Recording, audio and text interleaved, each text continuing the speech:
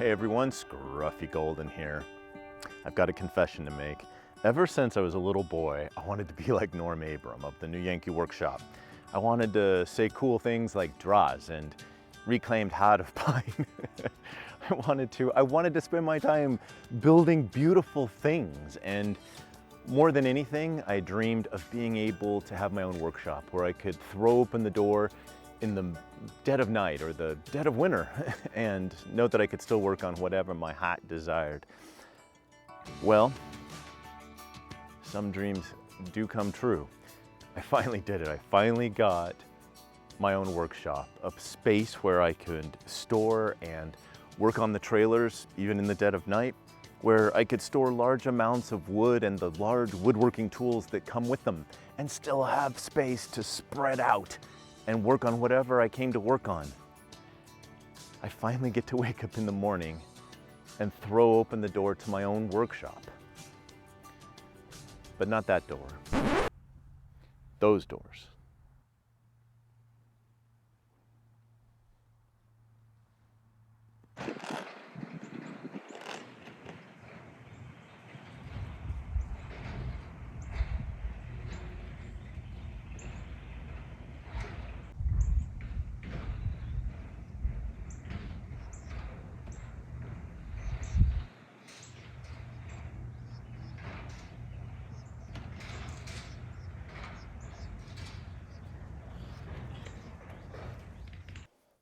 Welcome! I don't know whether to call this a barn or a workshop or just a shop, but welcome nonetheless. So this is it. This is my new space. It's a little messy right now, but next weekend I'm moving the bulk of my stuff back from Colorado, so it's about to get a lot messier, and I wanted to show you the space before that happened. So speaking of the space, the main space itself is 44 feet by 48 feet, or more than 2,100 square feet of floor space. That's the equivalent to 13.5 meters by 14.5 meters, or almost 196 square meters. The eaves of the roof are 14 feet or 4.2 meters high, and the height at the center is 22 feet or 6.7 meters high. Access to the shop is through 3 garage bay doors. The 2 outside doors are 10 feet wide by 10 feet tall, or 3 by 3 meters.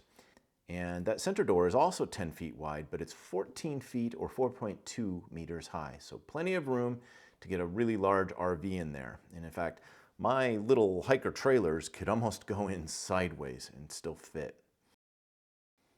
Speaking of the hiker trailers, Wrigley's on the right over there. She's my trusty 5-year-old Extreme Off-Road 5x8.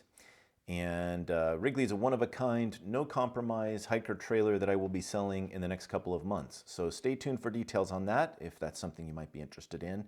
In fact, I'll be dropping a walk-around video for that in about a month and a half. So stay on the lookout for that, or subscribe below if you want to be notified of when it drops. The dugout is the hiker trailer in the middle of the shop there. It's the new Extreme Off-Road 5x9 that we're building out for some new adventures. So as you look around the space, you may be wondering what that big box thing is suspended off the floor over there in the back right corners.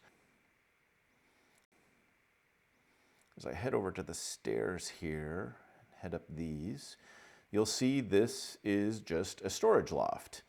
It's just a room with dimensions of 12 feet by 24 feet, or 3.6 by 7.3 meters. The interior wall right there is 8 feet 4 inches, or about 2.5 meters high, and it goes down to 6 feet 8 inches, or 2 meters high on that lower exterior wall right there. And you can see that there are some built-in wood shelves waiting for me already, but I will be mostly using metal rack shelving that will be coming out of storage in Colorado. Before I do that though, I need to finish getting insulation in this exterior wall and covering it up with plywood like you see everywhere else in the building. For some reason, the seller stopped short of completing this. He said he just ran out of gas, but it's curious he did as much as he did and stopped short by just this much. Not sure quite what to make of that. You can see that this suspended loft space creates a sort of garage space underneath it. In fact, the previous owner Had an old Mustang parked under here. You can see I have my own set of wheels parked under here at the moment, so it's a decent sized space. Like the space above it, it's 12 by 24 feet or 3.6 by 7.3 meters, and this space is 7 feet high or 2.1 meters high.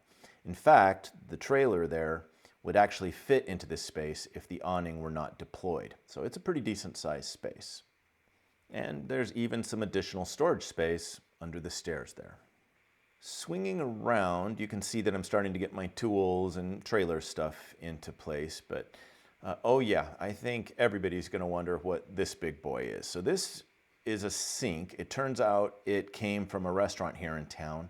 I think it was offered for free to the previous owner, so he took it and installed it. It's a big 3-basin commercial grade restaurant sink. So I'm not sure if he actually used it or not, and frankly, I'm not quite sure what I'm gonna do with it.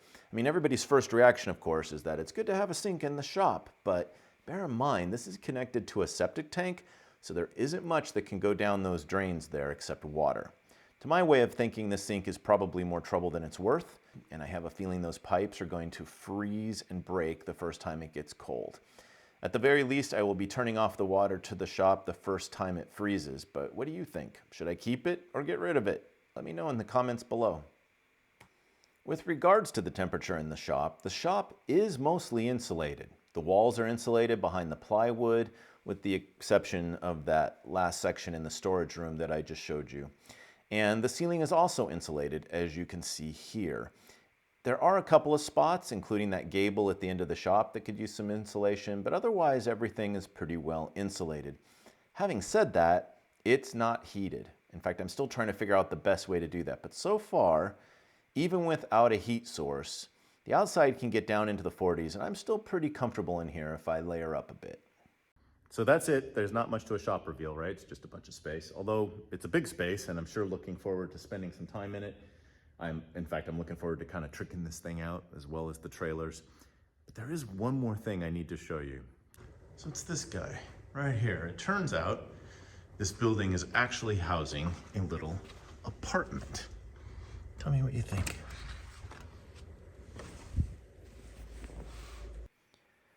So it's this guy right here. Check this out. It's kind of a little man cave.